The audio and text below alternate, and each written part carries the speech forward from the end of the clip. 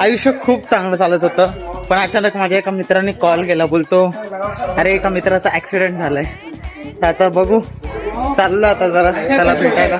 बघू कोणता पाय तुटलाय का हात तुटलाय, जरा कॉन्टॅक्ट तरी भेट. त्याला ज्यूस व्यूस पाचतोय. अबे त्याला चक्कर येते त्याला. आपण तो बोलतो ना वडापाव खायचा. कुठे बोलणार रे तो बोलला ना वडापाव खायचा त्याला. तुला काय रे.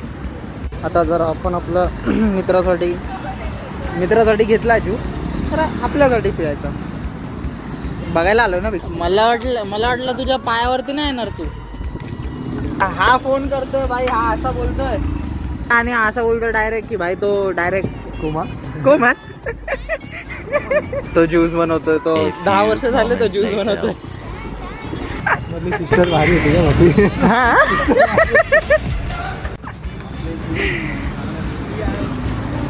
बिचाराच्या हात तुटलेत. अरे ती मी आम्ही नाही पिणार आहे भाई. नाही मी पिणार आहे, मला दे. गाडी घे ना का.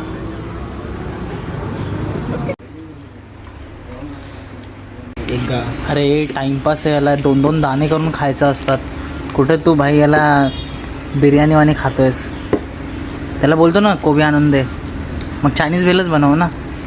तुमच्या गावाकडे बिर्याणी चमच्याने खातात, आम्ही हाताने. आमच्या गावात आमचा पॅटर्न वेगळा आहे.